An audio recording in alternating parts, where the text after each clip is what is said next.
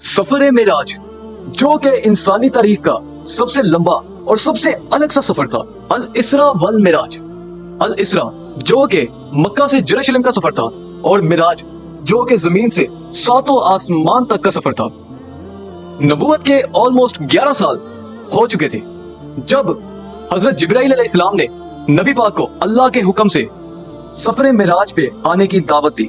रात के एक पहर हजरत जिब्राइल अलैहिस्सलाम ने नबी पाक को नींद से बेदार किया और उनको बुराक पे, जो कि एक तेज रफ्तार सवारी थी, उस पे सवार करवाया और मक्का से जेरूशलेम लेके आए।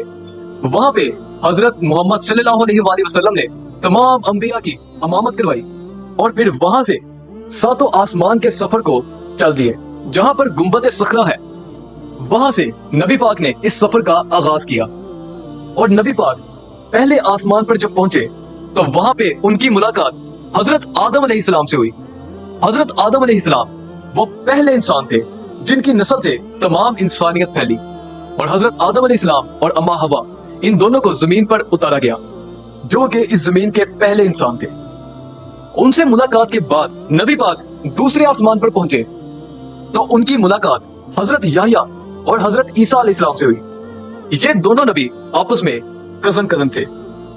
हजरत याह्या, जिनको एक जालिम रोमन बादशाह ने शहीद कर दिया था, और हजरत ईसा अलैहिस्सलाम के साथ भी वही होना था, लेकिन अल्लाह ताला ने उनको जिंदा आसमान पर उठा लिया। नबी पाक हजरत ईसा का हुलिया कुछ यूं बयान करते हैं कि वो एक गौरी रंगत के इंसान और उनके बाल यूं थे जैसे अभी अभी नहा कर आए हैं। उनसे मुलाकात के बाद हजरत मोहम्मद सल्लल्लाहु अलैहि वसल्लम तीसरे आसमान पर पहुंचे तो वहां पे उनकी मुलाकात हजरत यूसुफ अलैहिस्सलाम से हुई। हजरत यूसुफ अलैहिस्सलाम, जो कि अब तक के सबसे हसीन तरीन इंसान है, और उनका जिक्र कुरान पाक में बाइबल से भी ज्यादा जिक्र हजरत यूसुफ का कुरान पाक में आया। और हजरत यूसुफ के बारे में ये तो सबको पता ही होगा कि कैसे वो किनान में पैदा हुए और फिर मिस्र कैसे पहुंचे, और वो मिस्र की दूसरी सबसे ताकतवर शख्सियत के तौर पे भी सामने आए, यानी मिस्र के बादशाह अजीज मिस्र बन चुके थे। उसके बाद नबी पाक चौथे आसमान की तरफ रवाना हुए और चौथे आसमान पे उनकी मुलाकात हजरत इदरीस अलैहिस्सलाम से हुई। हजरत इदरीस अलैहिस्सलाम को तीसरा नबी कहा जाता है, हजरत आदम और हजरत शीस अलैहिस्सलाम के बाद। हजरत इदरीस अलैहिस्सलाम इस्लाम के पहले या दुनिया के सबसे पहले साइंटिस्ट भी कहा जा सकता है, क्योंकि असलहा, कलम, सुई और भी इस तरह की बहुत सारी चीजें जो कि हजरत इदरीस अलैहिस्सलाम की इजादात है। उसके बाद नबी पाक पांचवें आसमान की तरफ रवाना हुए और वहां पर उनकी मुलाकात हजरत हारून अलैहिस्सलाम से हुई। हजरत हारून अलैहिस्सलाम हजरत मूसा के भाई थे, और हजरत मूसा ने जब उनको नबूवत मिली तो उन्होंने अल्लाह ताला से ये दुआ की कि या अल्लाह, मेरे भाई हारून को भी नबूवत अता फरमा दे ताकि वो इस मिशन में मेरा साथ दे सके। और हजरत हारून अलैहिस्सलाम वो वाहिद नबी है जो अपनी कब्र में जाकर खुद लेट गए थे। हजरत हारून से मुलाकात के बाद नबी पाक जब 6वें आसमान पर पहुंचे तो वहां पे उनकी मुलाकात हजरत मूसा अलैहिस्सलाम से हुई। हजरत मूसा अलैहिस्सलाम का जिक्र सबसे ज्यादा कुरान पाक में मौजूद है, और हजरत मूसा अलैहिस्सलाम जिन पर तौरात नाजिल हुई और जो के यहूदियों के सबसे बड़े नबी भी माने जाते हैं, और हजरत मूसा अलैहिस्सलाम भी जिन्होंने फिरऔनियों से बनी इसराइल को निजात भी दिलाई थी। और हजरत मूसा अलैहिस्सलाम का हुलिया नबी पाक कुछ इस तरीके से बयान करते हैं कि उनके बाल घुघराले हैं और एक मजबूत जिसामत के मालिक है वो। उनसे मुलाकात के बाद नबी पाक 7वें आसमान पर तशरीफ लेकर गई और वहां पे उनकी मुलाकात हजरत इब्राहिम अलैहिस्सलाम से हुई।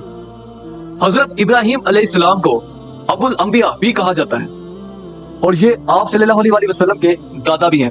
और 3 सबसे बड़े मजहब यहूदी, ईसाई और इस्लाम इन्हीं की नस्ल से है।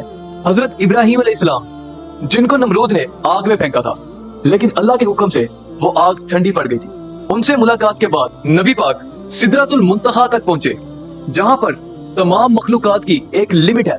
इसके आगे हजरत जिब्राइल अलैहिस्सलाम को जाने की भी इजाजत नहीं, तो उन्होंने फरमाया कि इसके आगे आप खुद जाएं, क्योंकि अगर मैं इससे आगे गया तो मेरे पर जल जाएंगे। तो सिदरतुल मुंतहा के आगे का सफर नबी पाक ने अकेले तय किया, और उसके बाद अल्लाह ताला और नबी पाक के दरमियान एक मुलाकात हुई, और नबी पाक और अल्लाह ताला के दरमियान कोई पर्दा नहीं था। तो अल्लाह ताला ने नबी पाक को 50 नमाजें तोहफे में अता की, जिसे लेकर वो हंसी खुशी वापस आ रहे थे। तो वापसी में उनको हजरत मूसा अलैहिस्सलाम मिले। उन्होंने कहा कि या रसूल अल्लाह, آپ کی उम्मत 50 नमाजें नहीं पढ़ सकती तो आप इनको कम करवा लें। तो नबी पाक वापिस अल्लाह ताला के पास गए तो अल्लाह ताला ने नमाजें 5 कम करके 45 कर दी, यानी 45 कर दी। तो वापसी में फिर हजरत मूसा अलैहिस्सलाम मिले तो उन्होंने फरमाया कि या रसूल अल्लाह 45 नमाजें भी आपकी उम्मत नहीं पढ़ सकती, आप इसको कम करवा लें। तो नबी पाक फिर वापस गए और यूं ही चलता रहा। तो अल्लाह ताला ने नबी पाक को 5 नमाजें तोहफे में अता फरमा दी।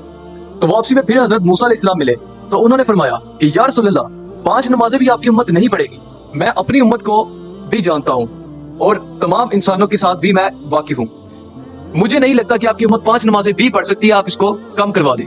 तो नबी पाक ने फरमाया कि अब मुझे शर्म आती है, सो जो अल्लाह ने अता कर दिया मैं उस पर राजी हूँ। इसके बाद नबी पाक वापिस जमीन पर तशरीफ ले आए।